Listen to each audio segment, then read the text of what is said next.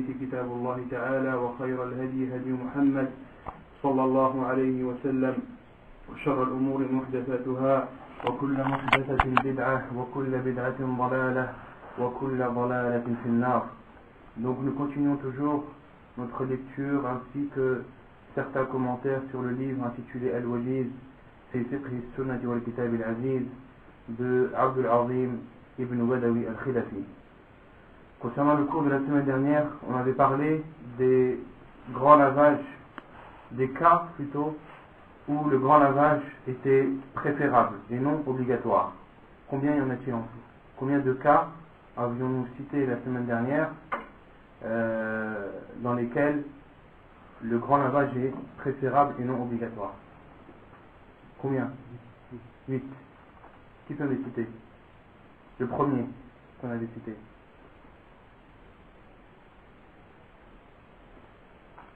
Il y a un problème quelque part. Personne peut me citer? Non. La conversion. La conversion, on avait dit que c'était quoi? C'était obligatoire ou préférable? Obligatoire. Là, la question, c'est les cas dans lesquels le grand lavage est préférable. Lavage du mort, celui qui lave le mort, celui qui lave un mort, il est préférable de faire le rôti après avoir lavé. Ensuite, donc il y en a un, après l'évanouissement,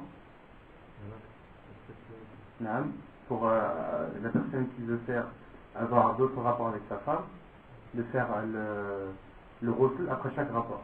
C'est préférable. En état d'ihram.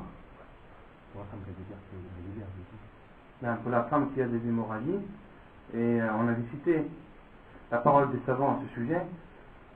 Concernant al-mustahaba, on avait dit que l'auteur du livre considère qu'il est préférable à la femme qui a des hémorragies. On avait expliqué ce que c'était l'hémorragie. C'est le sang qui sort de la femme en dehors de ses périodes de menstrues et de l'oshi. Et on avait dit que la chose obligatoire que devait faire la femme atteinte de ce type de sang est il est obligatoire de faire les ablutions avant chaque prière. Ça c'est obligatoire. Et concernant ce qui lui est préférable, certains savants disent qu'il lui est préférable de faire al-ghusl avant chaque prière, et d'autres savants qui disent qu'il lui est préférable de faire le ghusl avant chaque prière, à condition qu'elle les regroupe. À condition qu'elle les regroupe. Et les savants comme Cheikh Ibn Uthaymin, Cheikh Al-Fawzan, qu'Allah fasse miséricorde au premier et préserve le second, ils disent que le ghusl doit être la femme qui a le mustahaba, doit faire le ghusl. Il lui est préférable de faire le ghusl à condition qu'elle rassemble les prières. Et lorsqu'elle fait le ghusl en rassemblant les prières, elle n'aura que 3 ghusl à faire. Contrairement à la femme qui compte faire le ghusl avant chaque prière, les savants disent que c'est une mashaqqa, que c'est une contrainte pour la femme. Et que les hadiths qui rapportent le ghusl rapportent, comme le hadith qu'on avait cité la semaine dernière, le prophète sallam a dit à cette femme de faire le ghusl, mais juste avant, qu'est-ce qu'il lui avait dit? De rassembler les prières. Juste avant, il lui a dit de rassembler les prières et avant chaque prière de faire al-ghusl. Donc ça c'est l'avis le plus sûr, Inch'Allah, c'est que la femme qui veut faire le ghusl, il lui est préférable de le faire à la condition de rassembler les prières. Naam. Donc là on était à 5.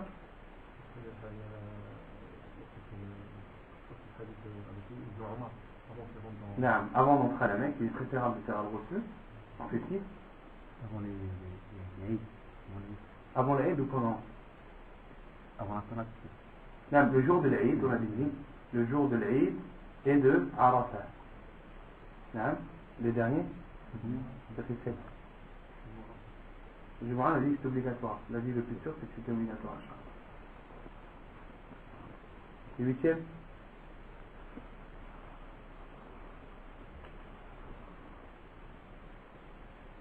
Ibn Abbas, ça vous dit rien? Hadith Ibn Abbas.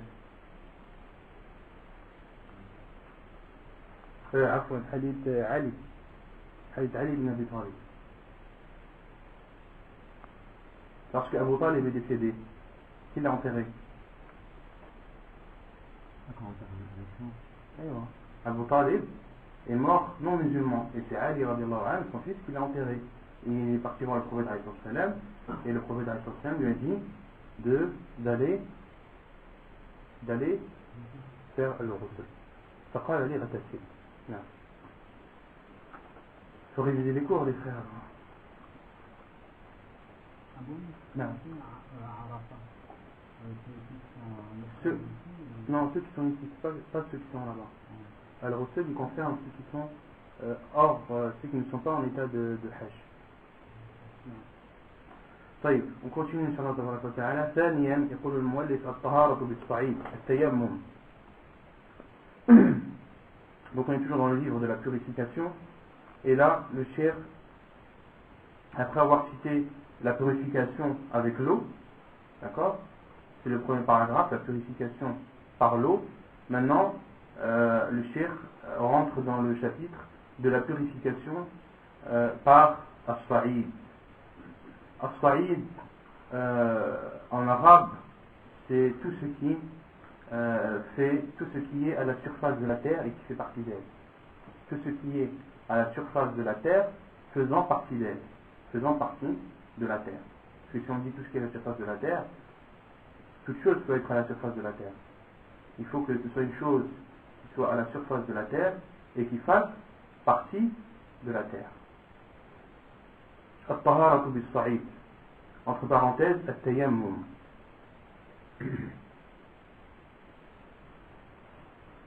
Et التيمم, la définition de tayammum, donc le savant lorsqu'il explique un terme, il explique tout d'abord son sens littéraire, son sens littéral plutôt, le sens au niveau de la langue, et ensuite son sens au niveau de la religion. Parce qu'un terme peut avoir deux sens. Un sens qui peut être compris au niveau de la langue arabe par un sens, et au niveau de la religion dans un autre sens.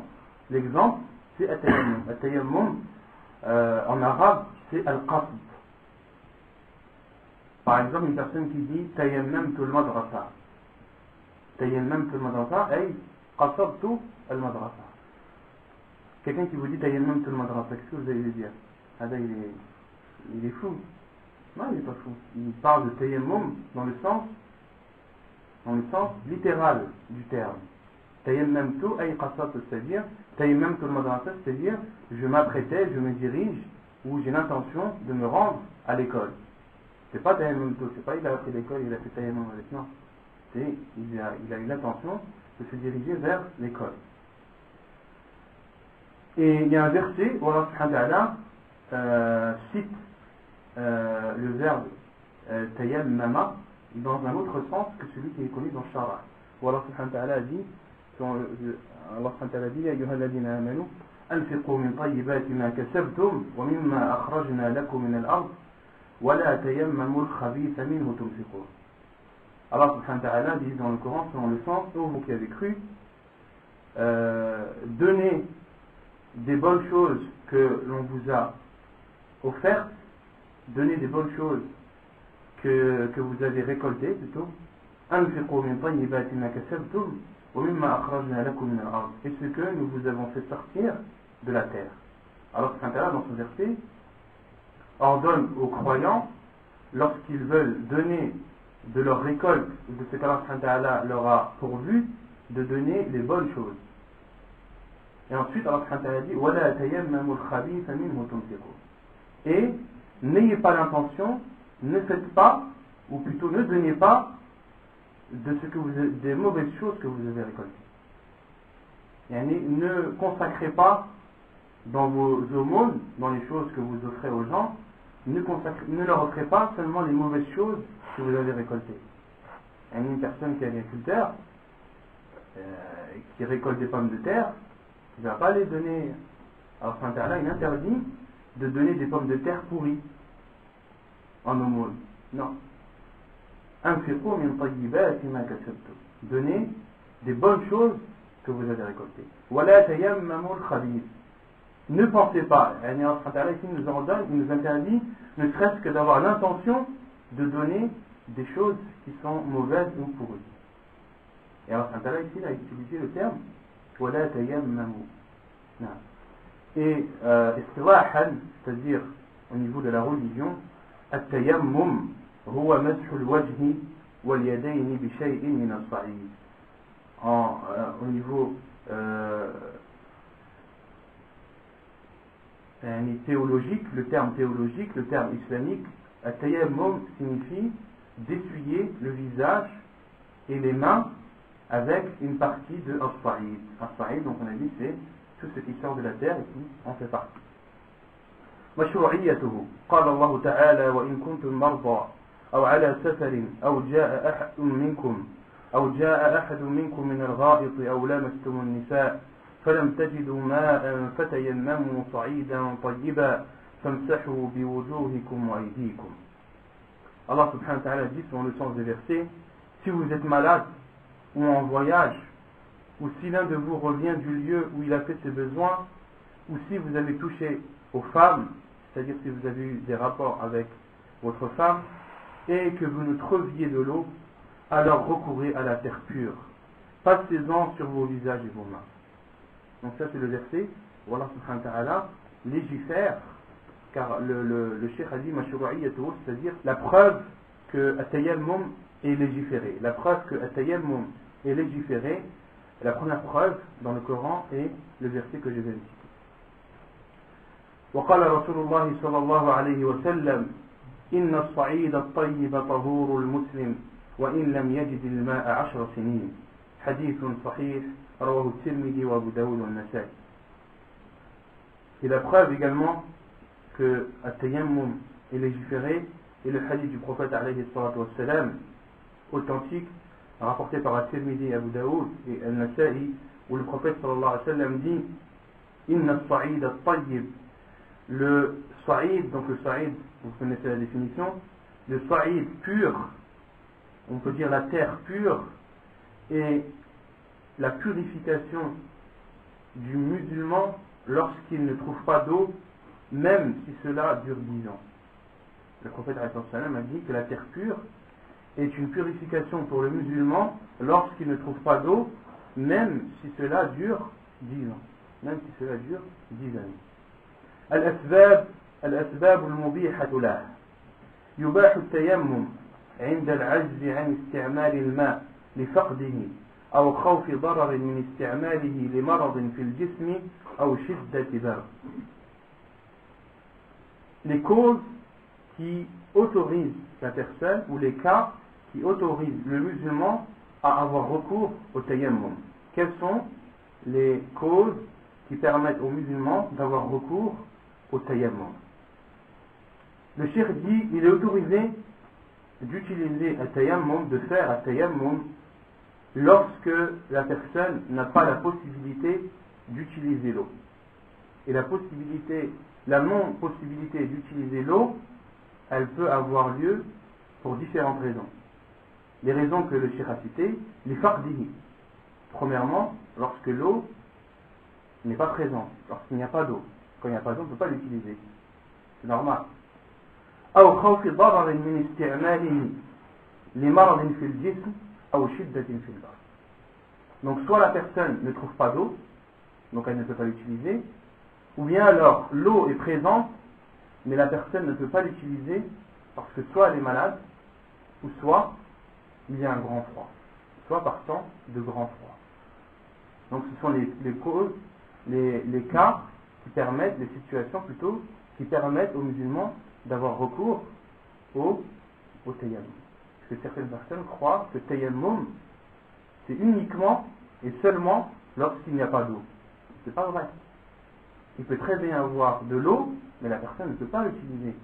Une personne qui est malade, une personne qui est blessée, une personne qui est en voyage par exemple, et qui a fait des rêves érotiques et se revient le matin, dehors, il y a un froid glacial. Il n'a aucun moyen de réchauffer l'eau, il n'a aucun moyen, il n'a aucun abri où pouvoir se laver. Qu'est-ce qu'il fait? C'est tayammum. Et ensuite, le cheikh va citer 3 hadiths qui prouvent ces 3 situations.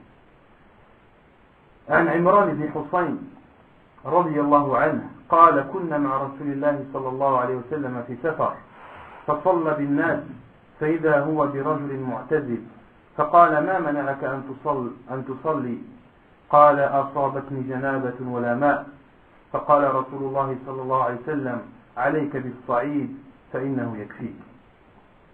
Hadith al-muttafaqun alayh. Le premier hadith, c'est le hadith de Imran ibn Husayn, qu'Allah l'a agréé, qui dit nous étions avec le prophète sallallahu alayhi wa sallam en voyage et il a présidé la prière, c'est-à-dire le prophète sallallahu alayhi wa sallam. Le prophète sallallahu alayhi wa sallam a présidé la prière et il y avait un homme qui s'est mis à l'écart. Lorsque le prophète alayhi wa sallam le prophète avant la prière à Fouad, faqal, qu'est-ce qui t'empêche de prier avec nous? Le prophète a dit à cette personne qui s'était mise à l'écart, qu'est-ce qui t'empêche de prier avec nous? Et l'homme a répondu, je suis en état de grande impureté et il n'y a pas d'eau. Le prophète lui a répondu, utilise la terre pure, elle te suffira. Utilise la terre pure, elle te suffira. Donc dans ce hadith-là, on peut retenir deux choses.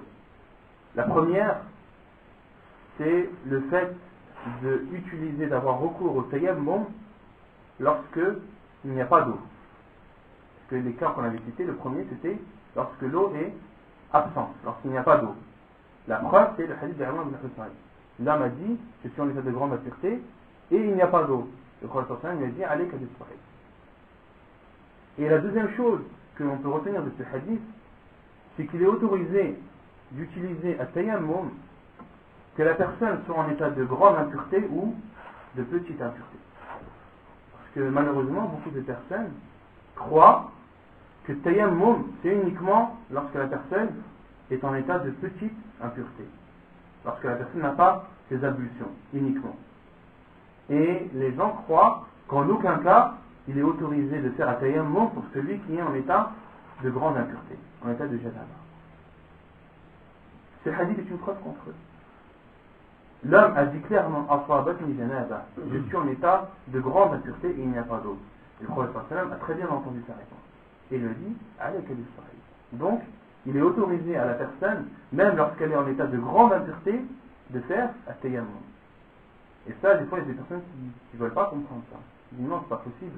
Je dois me laver. Et le tayammum, il ne va pas remplacer le lavage. Bien sûr qu'il remplace le lavage. Comme il remplace les ablutions, il remplace le lavage.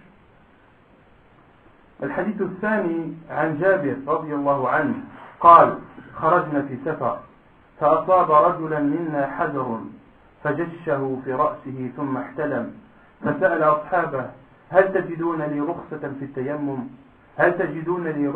التيمم فقالوا ما نجد لك رخصة وأنت تقدر على الماء فاغتسل فمات فلما قدمنا على رسول الله صلى الله عليه وسلم أخبر بذلك فقال قتلهم الله ألا سألوا إذ لم يعلموا فإنما الشفاء لعي السؤال إنما كان يكفيه أن يتيمم حديث حسن. وفيه زيادة منكرة وهي يعصب على جرحه خرقة ثم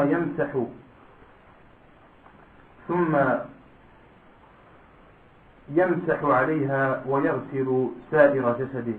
قال شمس الحق في العون المعبود رواية الجمع بين التيمم والغسل ما رواها غير زبير بن خريق وهو مع كونه غير قوي في الحديث قد خالف السائر من روى عن عطاء بن أبي رباح فرواية الجمع بين التيمم والغسل رواية ضعيفة لا تثبت بها الأحكام وانتبه للفائدة المذكورة بعد الصفحة.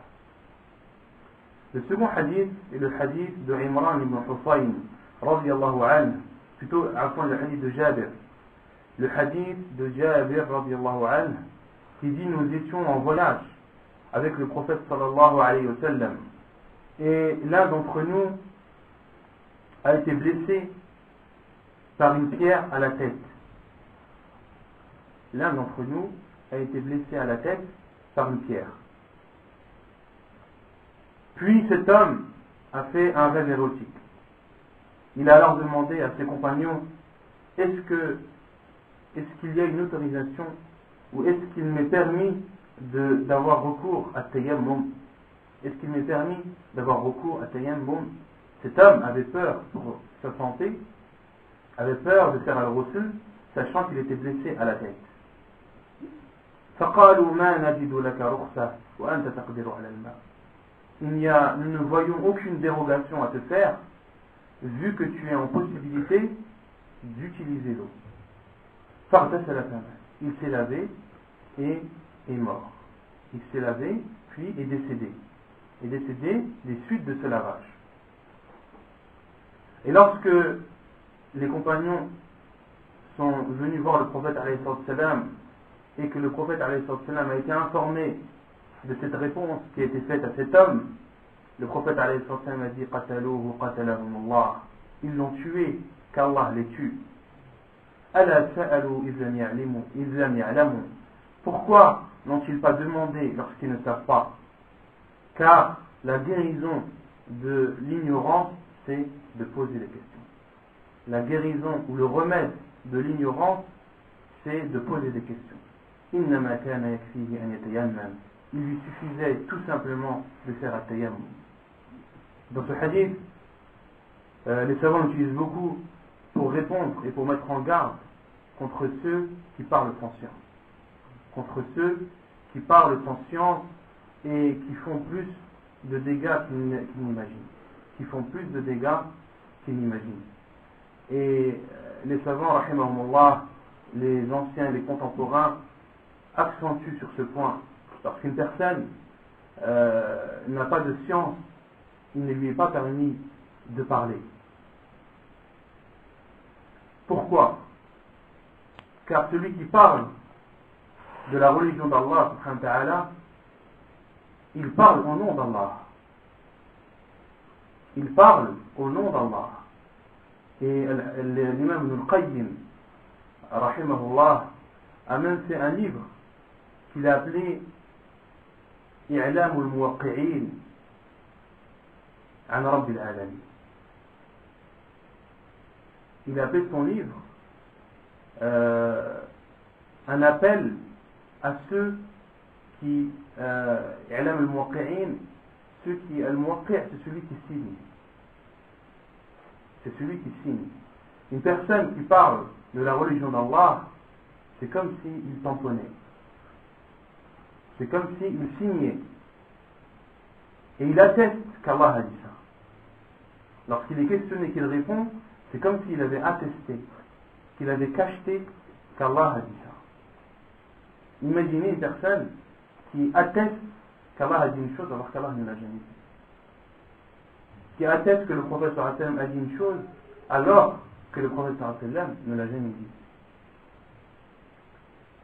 Et Allah subhanahu wa ta'ala interdit de parler sans science dans le Coran lorsqu'il dit وَلَا تَقْفُ مَا لَيْسَ لَكَ بِهِ عِلْمٌ إِنَّ السَّمْعَ وَالْبَصَرَ وَالْفُؤَادَ. Et ne t'aventure pas dans ce dont tu n'as pas de science. إِنَّ السَّمْعَ وَالْبَصَرَ وَالْفُؤَادَ. Car la vue, l'ouïe et la bouche seront tous questionnés. Et Allah subhanahu wa ta'ala dit aussi dans un autre verset, le sens du verset où Allah subhanahu wa ta'ala dit, ne vous empressez pas de dire que telle chose est halal ou haram, de peur de mentir sur Allah. Et taftaru ala Allah al-kadhib, de peur de mentir sur Allah. Et quel pire mensonge il y a que de mentir sur Allah. Donc c'est un point très important que chacun d'entre nous doit avoir dans son esprit lorsqu'une personne lui pose une question, de ne pas s'empresser de répondre facilement. Toujours de réfléchir et de savoir que la réponse que cette personne va donner, c'est comme si elle signait et elle attestait qu'Allah subhanahu wa ta'ala l'a bel et bien. Et dans ce hadith, on retient l'autorisation d'avoir recours au tayammum lorsque la personne n'est pas en capacité d'utiliser l'eau, alors que l'eau est présente. Et ensuite, le cheikh a mis en notation, il y a une version de ce hadith qui dit ويعصر أو يعصب على جرحه خرقة ثم يمسح عليها ويغسل سائر جسده. Et dans une autre version, il est dit,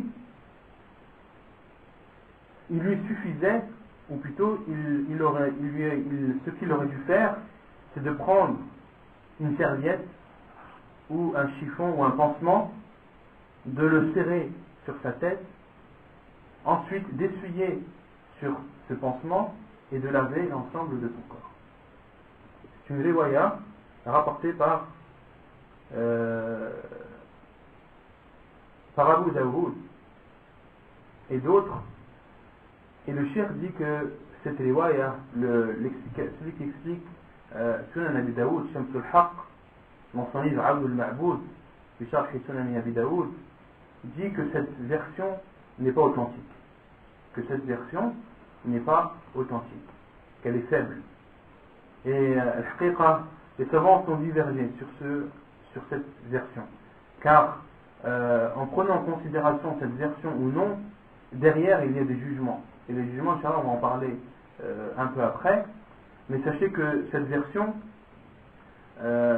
certains savants la considèrent comme bonne, donc acceptable.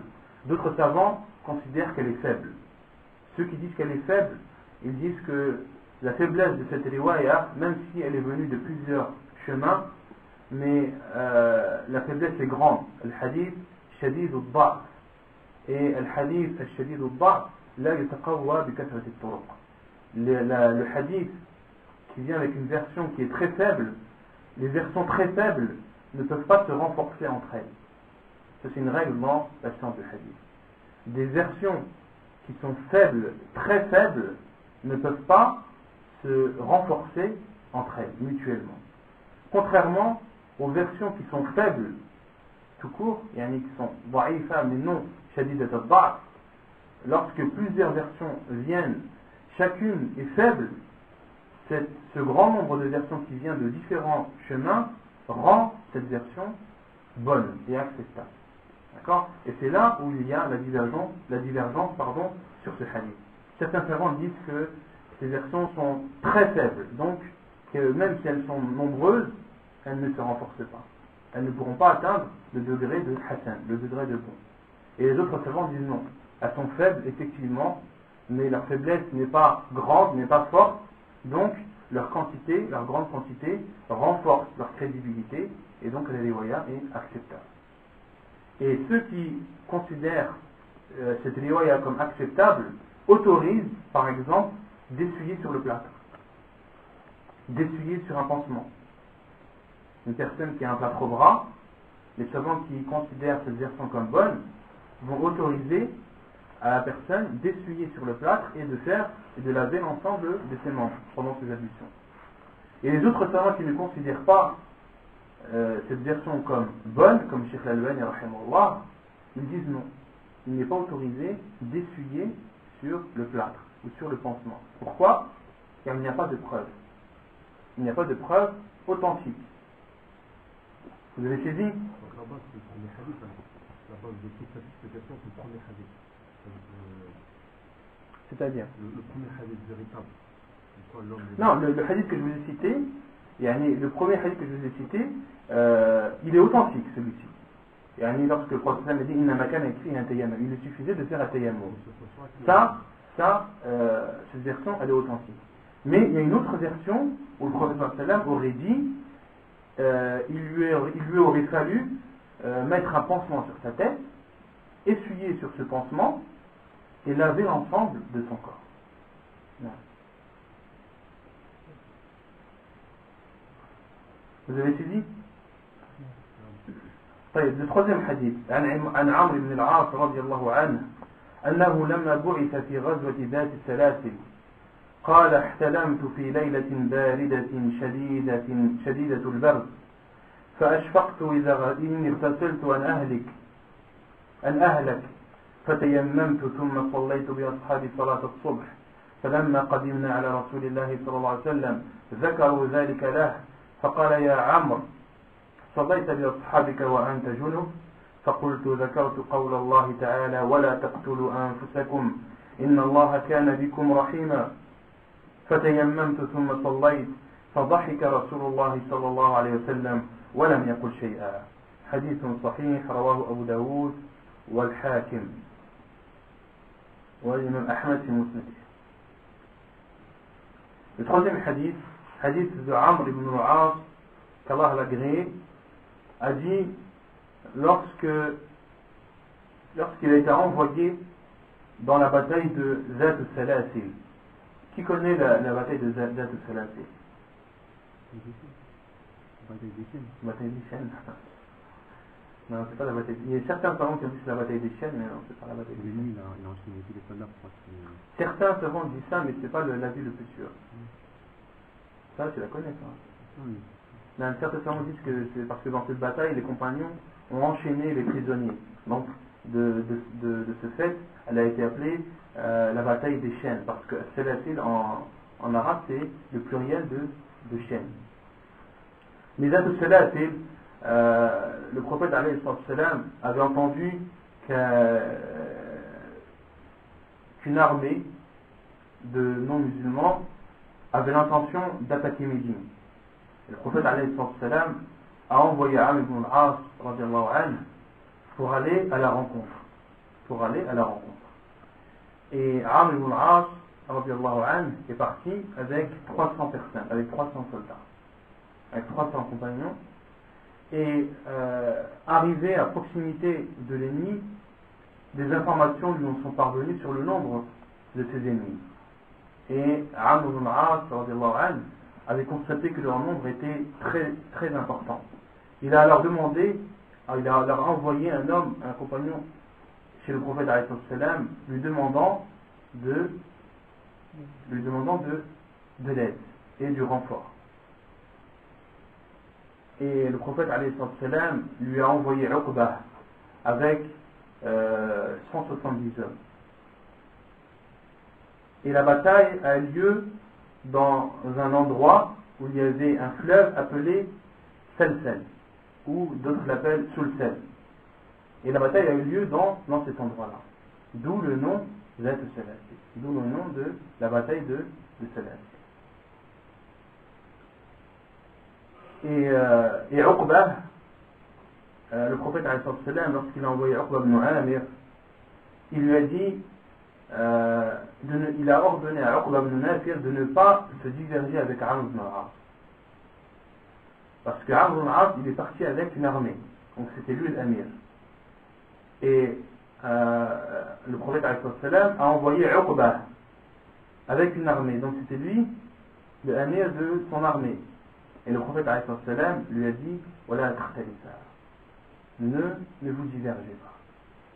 Et lorsque Uqbah ibn Amir est arrivé à la rencontre de Abdullah ibn Amr al-As, Abdullah ibn Amr al-As lui a dit tu es venu en renfort, donc tu es sous mon commandement. Et Uqbah ibn Amr s'est rappelé de la parole du prophète et a obéi à Abdullah ibn Amr. Et à l'époque, le chef de l'armée, c'était lui qui présidait la prière. L'amir, c'est pas l'amir seulement il donne les commandements, il est dans son QG entre guillemets, en train de tout planifier. Non, l'amir, c'est l'amir dans tout. C'est lui qui commande l'armée, c'est lui qui donne les ordres, mais c'est aussi lui qui préside la prière. Et justement, c'est pour situer le hadith. Et donc ça c'est le hadith de Amr ibn al-As. Amr ibn al-As a dit lorsque le prophète m'a envoyé dans la bataille de Zat al-Salasil, il dit ihtalamtu, j'ai fait un rêve érotique fi laylatin baridatin shadidatil bard. J'ai fait un rêve érotique dans une nuit qui était extrêmement froide, pendant une nuit où il y avait un froid très important. فأشفقت إني اغتسلت عن أهلي. Et j'ai réfléchi et je me suis dit que si je me lavais, j'allais mourir. Que si je faisais le ghusl dans un froid comme celui-ci, j'allais mourir. Fatayammam, j'ai alors fait le tayammum. Puis j'ai prié. J'ai présidé la prière. Puis j'ai présidé la prière. Pourquoi? Parce que c'était la mienne. J'ai présidé la prière de Subh.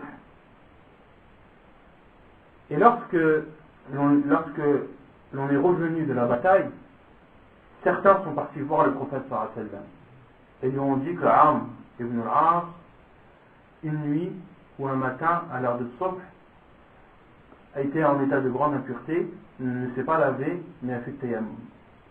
Et le prophète sallallahu alayhi wa sallam a dit: Oh Amr, tu as prié, tu as présidé la prière alors que tu étais en état de grande impureté. Et Amr ibn al-As a dit, et j'ai répondu au prophète sallallahu alayhi wa sallam, je lui ai cité le verset où Allah subhanahu wa ta'ala dit: وَلَا تَقْتُلُوا أَنفُسَكُمْ إِنَّ اللَّهَ كَانَ بِكُمْ رَحِيمًا. Et ne tuez pas vos personnes, Allah est envers vous très miséricordieux.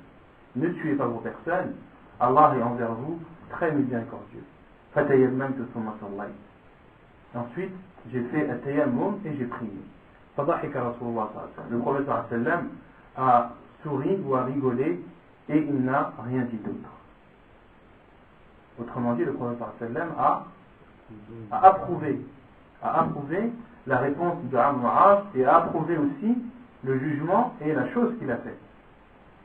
Et la sunna, elle se divise en trois. Il y a la sunna al-qawliya, la sunna al-fi'liya, la sunna al-taqririya. La sunna se divise en trois. Il y a la sunna verbale. Il y a la sunna par les actes et il y a la sunna par approbation. Une sunna, c'est tout ce que le prophète sallallahu alayhi wa sallam a dit, tout ce que le prophète sallallahu alayhi wa sallam a fait et tout ce que le prophète sallallahu alayhi wa sallam a laissé faire. Vous pouvez l'apprendre comme ça. Tout ce que le prophète sallallahu alayhi wa sallam a dit, a fait ou a laissé faire. Et entre autres, ce hadith, c'est une preuve du troisième point. C'est une preuve que la sunna, c'est aussi ce que le prophète sallallahu alayhi wa sallam a laissé faire. Entre autres ici.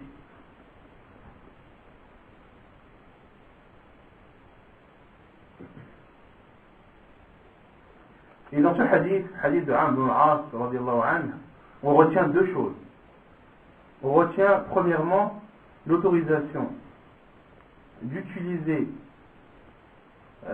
l'eau, parce que c'est le but d'utiliser at-tayammum, donc c'est le but de ce hadith, d'utiliser at-tayammum lorsque l'eau est présente et la personne est en incapacité de l'utiliser par peur par peur pour sa personne, mais pour cause de grand froid. Parce que le deuxième hadith, l'eau elle était présente, d'accord, l'homme ne l'a pas utilisée, plutôt l'homme, il lui a autorisé de ne pas utiliser l'eau parce qu'il était blessé. Et la blessure, on peut la comparer à la maladie, d'accord. Et quelle est la preuve que même quand il y a un grand froid, il nous est autorisé de faire un tayammum, même quand il y a de l'eau? C'est le hadith de Amr ibn al-As. Et dans le hadith de Amr ibn al-As, il y a aussi une autre faïda, il y a aussi une autre chose qu'il faut retenir, c'est l'autorisation pour celui qui est en état de tayammum de présider la prière de ceux qui ont fait l'ablution. Parce que certains vont vous dire: oui, tayammum, tout le monde est d'accord, on a le droit de le faire. Mais celui qui a fait tayammum, il n'a pas le droit d'être imam. Soit tous ceux qui sont derrière lui ont fait tayammum, dans ce cas-là, c'est autorisé. Ou sinon, celui qui fait tayammum, il n'a pas le droit de présider la prière, alors que derrière lui, il y a des personnes qui se sont lavées avec de l'eau. Certaines personnes vont vous dire ça. C'est vrai ou c'est faux? C'est faux. C'est faux. Non. La preuve, c'est le hadith de Imran ibn al-Husayn. Il a fait tayammum, il a présidé la prière, et derrière lui, la totalité des compagnons qui étaient derrière lui, eux, sont lavés avec de l'eau. Donc il est autorisé à une personne qui a fait tayammum de présider la prière. ما هو الصعيد؟ في لسان العرب الصعيد الأرض وقيل الأرض الطيبة وقيل هو كل تراب طيب وفي التنزيل أي في القرآن فتيمموا صعيدا طيبا قال أبو إسحاق الصعيد وجه الأرض وعلى الإنسان أن يضرب بيديه وجه الأرض ولا يبالي أكان في الموضع تراب أم أو لم يكن لأن الصعيد ليس هو التراب إنما هو وجه الأرض ترابا كان أو غيره قال ولو أن أرضا كانت كلها صخرا لا تراب عليه ثم ضرب المتيمم يده على ذلك الصخر لكان ذلك طهورا إذا مسح به وجهه انتهى. Donc ici le cheikh donne la définition de As-Sa'id, ma huwa As-Sa'id.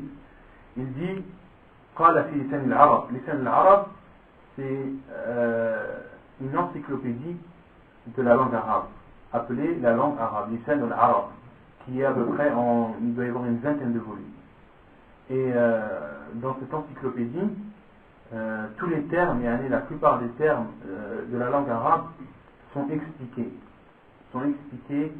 tant au niveau étymologique, le sens, les différents sens de ce terme, et avec à l'appui des preuves de poètes et de grandes personnalités du monde arabe.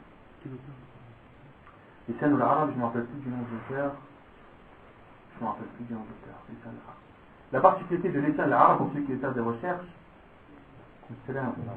la particularité de l'Lisan al-Arab, pour celui qui veut faire une recherche, la recherche se fait avec la dernière lettre du mot.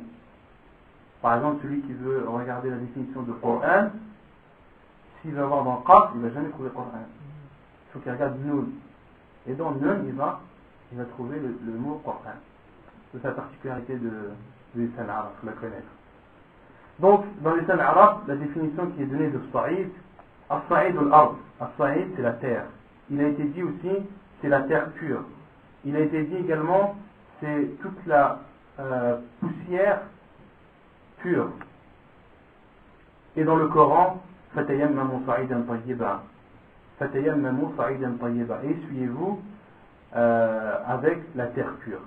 Abu Ishaq a dit, As-Sa'id, c'est la surface de la terre. Et la personne, donc toujours la définition dans l'islam arabe, et la personne, lorsqu'elle veut faire un tayammum, elle frappe la terre avec ses mains, la surface de la terre, sans faire attention s'il y a de la poussière ou non. Car as-sa'id, ce n'est pas la poussière, c'est la surface de la terre. Que cette surface soit recouverte de poussière ou non. Et quand on parle de poussière, c'est pas la poussière qu'on voit dans nos maisons, c'est la poussière de la terre. Vous avez compris? Il y a la poussière de la terre, il y a la poussière qu'il y a dans les maisons, dans les meubles, etc. Il ne faut pas comparer ces deux choses. قال ولو أن أرضا, et même si une terre était recouverte de roches, sans que ces roches ne soient recouvertes de poussière, il est autorisé d'essuyer, il est autorisé à celui qui fait le tayammum d'essuyer dessus. Et ça c'est l'avis le plus sûr, Inch'Allah tabaraka wa ta'ala, parce que certains savants donnent comme condition pour faire un tayammum, c'est qu'il y ait de la poussière sur la terre. C'est qu'il y ait de la poussière sur la terre. Et la preuve, c'est que le prophète alayhi salam a tapé la terre, ses mains sur la terre, puis a soufflé. Il a soufflé sur ses mains pour enlever la poussière. Puis il a essuyé son visage et ses mains. Et certains savants ont donné comme condition pour faire un tayammum que l'endroit où tu poses tes mains, l'endroit où tu essuies, doit être recouvert de poussière. Pourquoi? Car le prophète avait soufflé sur ses mains. Et d'autres savants, la plupart, disent que la poussière ce n'est pas une condition. La condition c'est as-sa'id, il faut que ce soit à la surface de la terre. Il faut que ça en fasse partie. Que ce soit une roche ou autre. Que ce soit une roche ou autre. Et Cheikh Al-Albani rahimahullah a été questionné sur le fait d'essuyer sur un rocher. Et Cheikh Al-Albani rahimahullah a dit وَلَوْ نَزَلَ عَلَيْهِ الْمَطَرُ. Cheikh Al-Albani lui a répondu, même s'il a plu juste avant. Il faut comprendre la réponse de Cheikh. Même s'il a plu juste avant, c'est-à-dire, oui, il est autorisé d'essuyer sur un rocher, même si juste avant il a plu et que cette pluie a enlevé toute la poussière qui était dessus. Et même si la roche ou le rocher est nickel, parce que lorsque la pluie passe dessus, il n'y a plus de traces de poussière. Non. Et Inch'Allah, c'est la vie le plus sûr. C'est que le fait qu'il y ait de la poussière sur la terre, ce n'est pas une condition pour essuyer dessus et faire tayammum. صفة التيمم, la description du tayammum. عن عمار بن ياسر رضي الله عنه قال: أجنبت فلم أصب ماء فتمعكت في الصعيد وصليت فذكرت ذلك للنبي صلى الله عليه وسلم فقال إنما كان يكفيك هكذا وضرب النبي صلى الله عليه وسلم بكفيه الأرض ونفخ فيهما ثم مسح بهما وجهه وكفيه. حديث صحيح متفق عليه رواه البخاري ومسلم. La description du tayammum, selon Ammar ibn Yasir radiallahu anhu, il dit: j'étais en état de grande impureté et je n'ai pas trouvé d'eau. Fatama'aktu wa fi riwaya fatamarragtu kama tamarragu ad-dabba. Et fatama'aktu, ça veut dire je me suis vautré. Vous connaissez le mot vautré? Il s'est enroulé, il s'est allongé par terre et faisait des roulades. Pour que tout son corps soit recouvert de terre. Pour que tout son corps touche la terre. Comme les animaux. Dans une riwaya justement, dans une autre version, fatamarragtu kama tamarragu ad-dabba. Et je me suis vautré comme se vautre un animal. Puis j'ai prié. Et ensuite, j'en ai informé le prophète sallallahu alayhi wa sallam. Et le prophète alayhi sallam lui a répondu: Innama kana yakfika hakaza.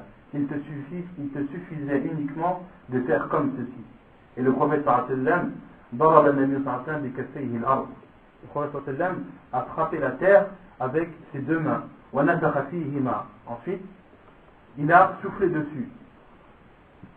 Thumma masaha bihima wajhahu wa kaffayhi. Puis le prophète sallallahu alayhi wa sallam a essuyé son visage avec ses mains et ensuite a essuyé ses mains.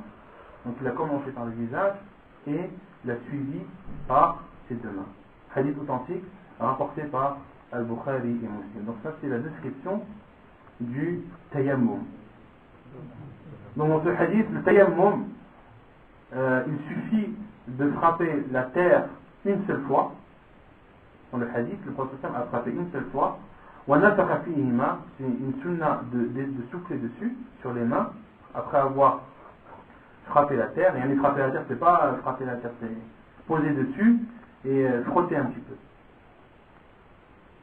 Et ensuite, le prophète sallam a essuyé son visage et ensuite ses mains.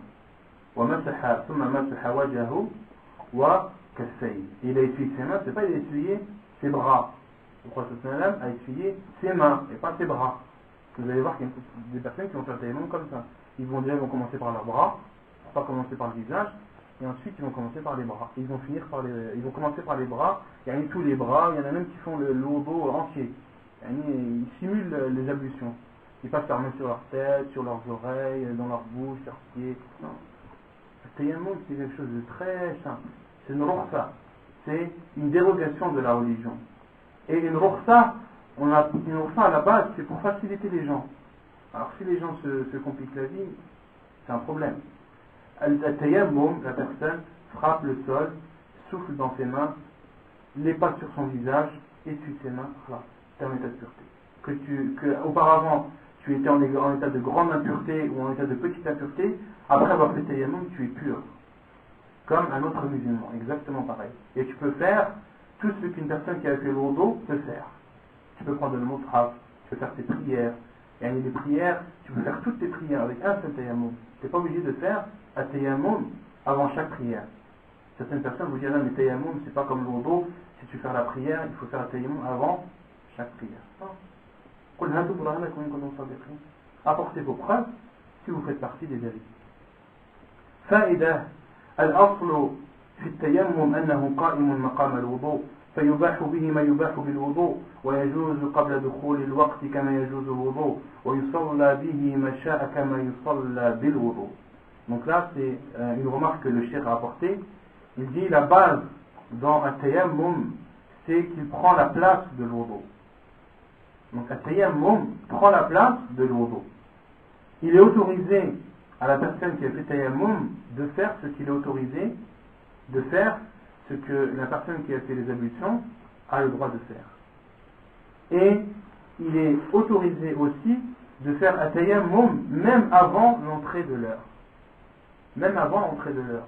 Yani, si toi tu as l'intention de prier à l'Asr, qui est aujourd'hui à 15h, tu as le droit de faire le tayammum à 14h. D'accord? Certaines personnes vont vous dire, le tayammum il faut que tu le fasses juste avant de faire la prière. Non, c'est pas vrai. Tu as le droit de faire le tayammum quand tu veux. Même si tu le fais le matin avant le subh et tu es resté en état de pureté jusqu'à l'Aïcha, il n'y a pas de problème. Quel est le cas où les savants disent que la personne doit faire le wudu juste avant la prière? De l'eau. Hein? Il y a la retrouvée de l'eau avant la prière. Non, des cas précis autres qui n'ont pas rapport avec le tayammum. Al-Mustahaba et ceux qui sont dans le même jugement que le Mustahaba. Comme les hommes par exemple qui sont incontinents. Ceux qui sont incontinents, ils ne peuvent pas se retenir et ils peuvent même uriner pendant qu'ils font la prière. C'est une maladie, ils ne peuvent rien faire. Qu'est-ce que tu veux qu'il fasse? Il sera obligé l'urine sera obligée de sortir parce qu'il ne peut pas retenir même pendant sa prière. Qu'est-ce qu'on lui dit à cette personne? Les savants lui disent de se laver juste avant, de se protéger, de mettre un obstacle, de mettre une serviette ou autre qui protège, de faire les ablutions juste avant de faire la prière, et de faire sa prière et de la considérer comme valide, même s'il sait et il sent que l'urine sort. Donc ça c'est des cas où où les savants disent que la personne doit le faire juste avant de faire la prière. Mais concernant le tayammum, il ne faut pas comparer ce cas avec le cas du tayammum.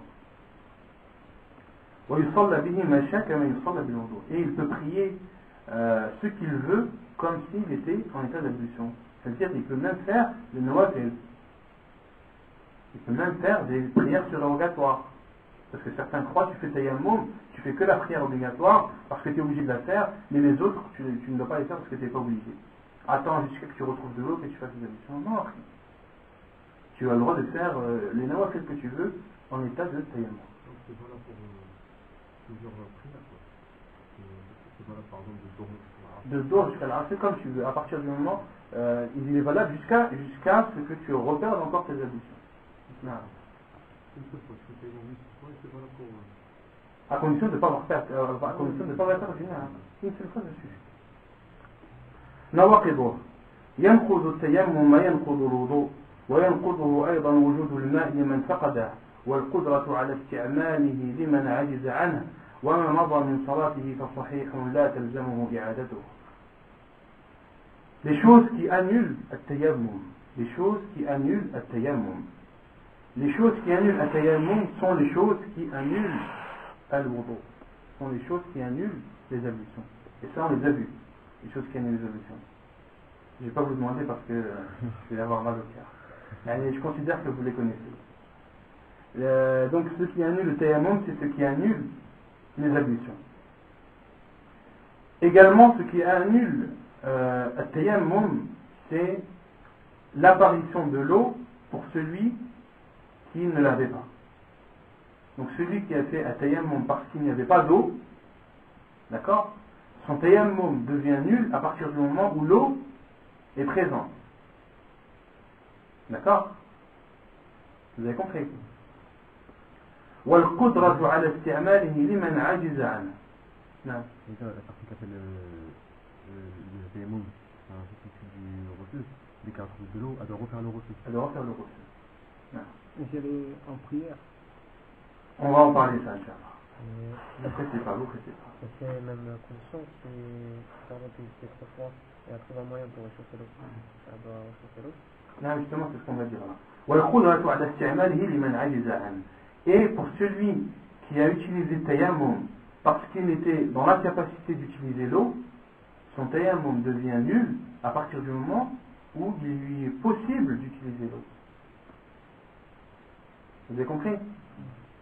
On avait dit les cas dans lesquels il est autorisé d'utiliser tayammum, c'est soit il n'y a pas d'eau, soit la personne, l'eau est présente et la personne ne peut pas l'utiliser, soit par grand froid ou par maladie. À partir du moment où une personne n'est plus malade et qu'elle peut utiliser l'eau, là le tayammum devient nul. وما مضى من صلاته فصحيح لا تلزمه إعادته. Et celui qui a prié et ensuite l'eau est apparue ou il a eu possibilité de l'utiliser, sa prière est valide. Sa prière est valide. Et le chef va citer la preuve.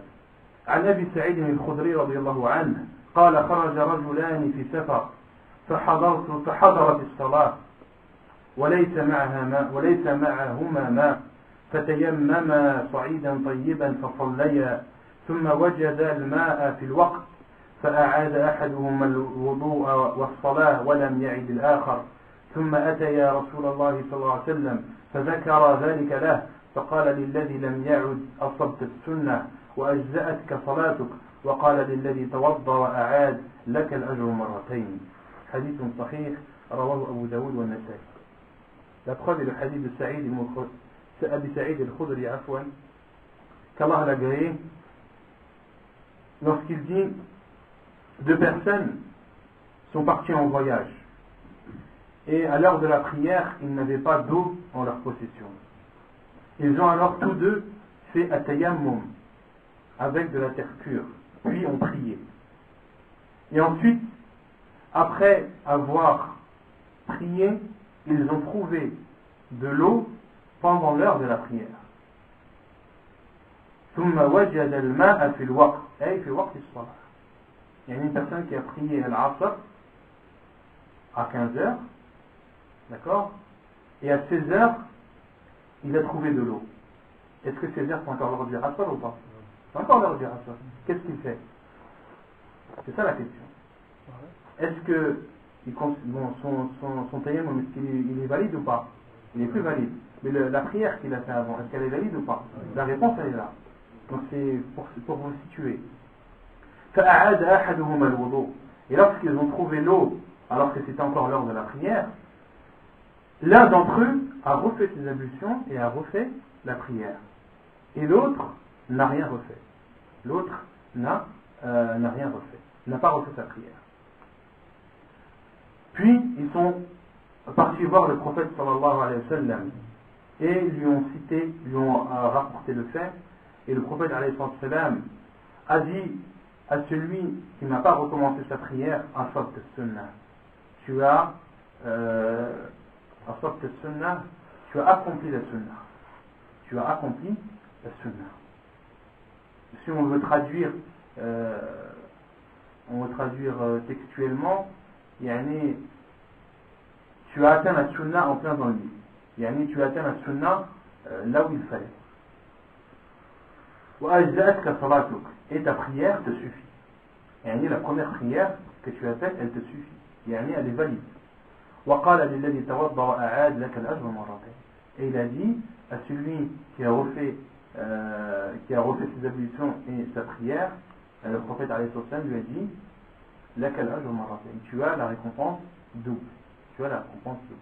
Hadith authentique rapporté par Abu Daoud. فائدة من كان به جرح قد لفه أو كسر قد جبره فقد سقط عنه غسل ذلك الموضع ولا يلزمه المسح عليه ولا التيمم له. برهان ذلك قول الله تعالى لا يكلف الله نفسا إلا وسعها وقول الرسول صلى الله عليه وسلم إذا أمرتكم بأمر فأتوا منه ما استطعتم فسقط بالقرآن والسنة كل ما عجز عنه المرء وكان التعويض منه شرعا والشرع لا يلزم إلا بقرآن أو سنة ولم يأتي قرآن ولا سنة لتعويض المسح على الجبائر والدواء من غسل ما لا يقدر على غسله فسقط القول بذلك.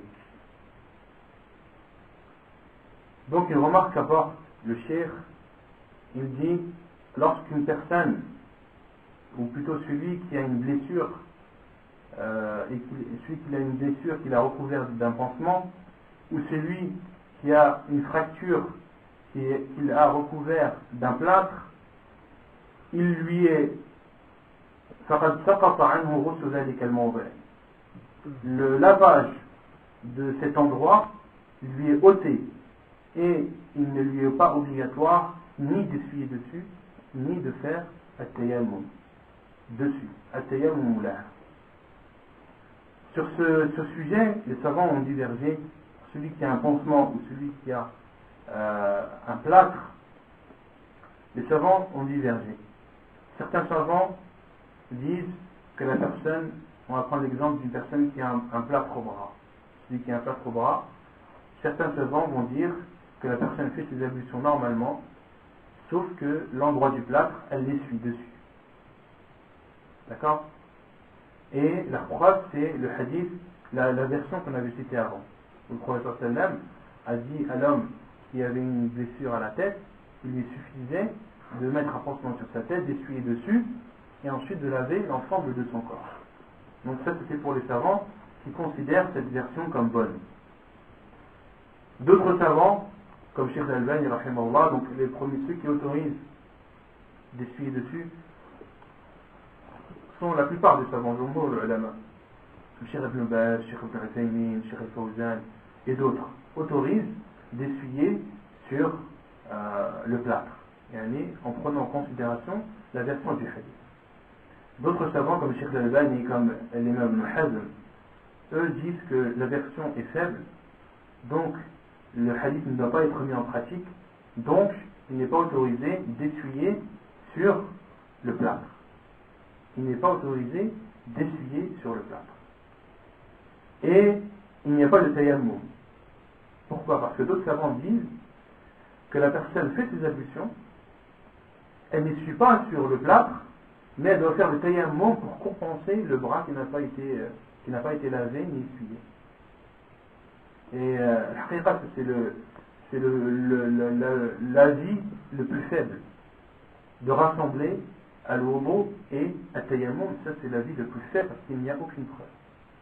Il n'y a aucune preuve si ce n'est l'analogie, si ce n'est l'ijtihad. Et donc là, c'est à vous de choisir. Soit vous voulez essuyer en prenant en considération l'avis des savants qui rendent la version bonne et donc qui l'autorisent d'essuyer, ou bien de prendre l'avis de ceux qui disent que la version est faible et donc de ne pas essuyer et aller de considérer ce bras comme étant amputé. Et de considérer ce bras comme étant amputé. Et ni tu l'essuies, ni tu fais tayammum, tu fais comme si il n'existait pas. Vous avez compris? Tu fais le dos jusqu'à cette partie-là, et ensuite tu continues le reste. Non. Vous avez compris? Après, l'avis, moi je ne peux pas imposer d'avis, les deux avis sont très forts, ils ont leurs preuves, c'est des grands savants, donc dans des sujets comme celui-ci, la personne doit, je vous ai cité les preuves, ensuite la personne choisit l'avis dans lequel son cœur est le plus apaisé et prend l'avis des savants en lequel il a le plus confiance. Ça c'est l'avis de Cheikh Al-Albani. L'avis de Cheikh Al-Albani, le hadith est faible.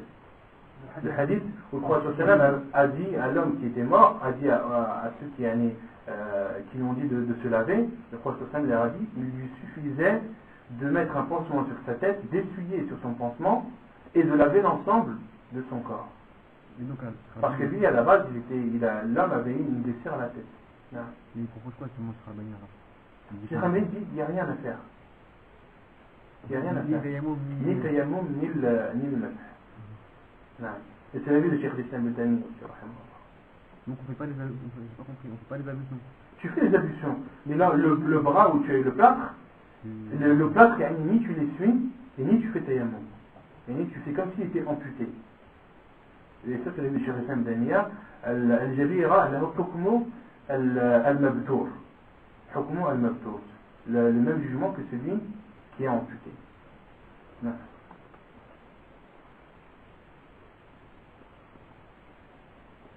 جواز التيمم بالجدار. عن ابن عباس قال أقبلت أنا وعبد الله بن يسار مولى ميمونة زوج النبي صلى الله عليه وسلم حتى دخلنا على أبي جهيم بن الحارث ابن الصمة الأنصاري فقال أبو جهيم أقبل النبي صلى الله عليه وسلم من نحو بئر جمل فلقيه رجل فسلم عليه فلم يرد عليه النبي صلى الله عليه وسلم حتى أقبل على الجدار فمسح بوجهه ويديه ثم رد عليه السلام. حديث صحيح متفق عليه. Ensuite, le cheikh intitule l'autorisation de faire un tayammum sur un mur. Sur un mur. La preuve est le hadith d'Ibn Abbas, radiyallahu anhu, lorsqu'il dit je suis parti moi et Abdullah ibn Yassar et nous sommes entrés chez Abi Juhaym ibn al-Harith as-Sammat al-Ansari et Abu Juhaym leur a raconté un fait qui est arrivé avec le prophète sallallahu alayhi wa sallam. Il leur a dit le prophète sallallahu alayhi wa sallam venait de Bi'r Jamal. Bi'r Jamal, c'est un endroit qui est proche de Médine. Le prophète sallallahu alayhi wa sallam venait de cet endroit et il a rencontré un homme qui l'a salué. Le prophète sallallahu alayhi wa sallam a rencontré un homme qui l'a salué. Et le prophète alayhi wa sallam n'a pas rendu le salam jusqu'à ce qu'il ait touché un mur et essuyé son visage et ses mains, et ensuite il lui a rendu le salam. Car on avait vu dans les cours précédents qu'il était détestable de prononcer le nom d'Allah en état d'impureté. On avait cité ça, qu'il était détestable, qu'il n'était pas interdit, mais qu'il était détestable de prononcer le nom d'Allah en état d'impureté. Et as-salam, c'est un des noms d'Allah. Et le prophète alayhi salam, lorsque cet homme l'a salué, que le prophète alayhi salam n'était pas en état de pureté, il était à proximité d'un mur, le prophète salam a essuyé ce mur, et ensuite a suivi en essuyant son visage et ses mains. Et il a fait at-tayammum. Et les savants ont divergé sur le mur. Est-ce qu'un mur recouvert de peinture, est-ce qu'on a le droit de faire un tayammum avec? Et la plupart des savants l'autorisent, parce qu'un mur c'est un mur. Dans le hadith, aqbala ala al-jidar. En arabe, al-jidar c'est al-jidar. Ça peut être un mur en terre cuite, ça peut être un mur en ciment, etc. La condition, c'est que ce soit un mur issu dont son matériau est issu de la terre. Et on ne peut pas autoriser à une personne d'essuyer sur un mur de bois, un mur en bois. Le plâtre là, il faut voir le plâtre, est-ce que le plâtre vient de la terre? Est-ce que le matériau du plâtre, est-ce qu'il vient de la terre? Le calcaire, ça vient de la terre. Le goudron, là, c'est pas ça, c'est spécifique. Et la condition, c'est que ça vient de la terre. Le plâtre, le ciment, tout ça, ce sont des matériaux qui sont faits à partir de composants qui ont été extraits de la terre. Non, mais surface de la terre, mais là on parle du mur. Là le hadith, il cite le terme de mur. Et Cheikh Al-Albani et d'autres autorisent. Ils ont été questionnés plusieurs fois sur un mur qui a été recouvert de peinture. Par exemple, pour le papier peint, c'est du bois, c'est du papier. Le papier peint? Ouais. Allah, je ne sais pas le papier peint. Moi, je sais pour la peinture, le papier peint, Allah. ونكتفي بهذا القدر وصلى الله وسلم وبارك على نبينا محمد وعلى آله وصحبه أجمعين وآخر دعوانا أن الحمد لله رب العالمين.